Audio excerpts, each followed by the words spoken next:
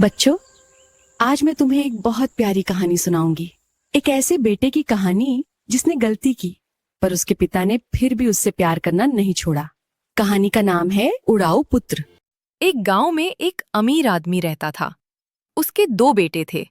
बड़ा बेटा मेहनती था, घर संभालता था। लेकिन छोटा बेटा, अरे वो तो बस मस्ती चाहता था।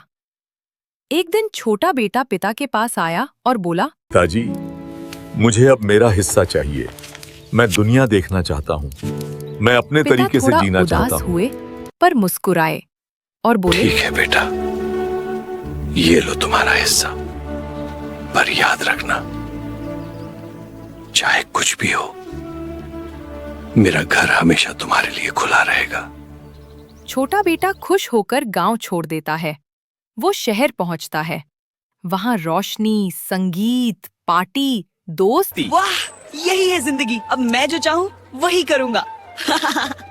खाना, नाच गाना, सब कुछ। लेकिन धीरे धीरे सब खत्म हो जाता है, पैसे भी और दोस्त भी। वो अकेला रह जाता है, भूखा, ठंड में कांपता हुआ। आखिर उसे एक जगह सूअर चराने का काम मिलता है।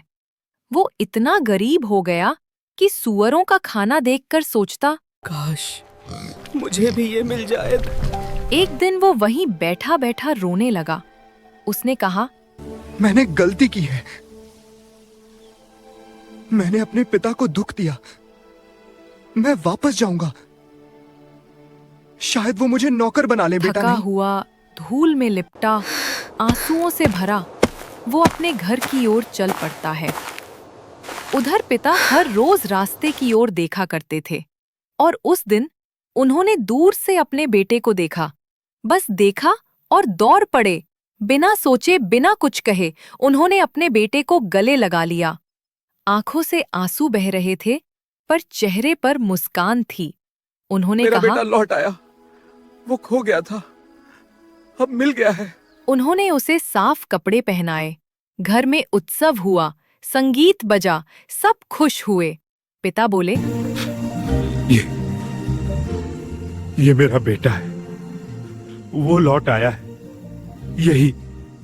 यही मेरी सबसे बड़ी खुशी है। बच्चों, इस कहानी से हमें क्या सीख मिलती है? क्या?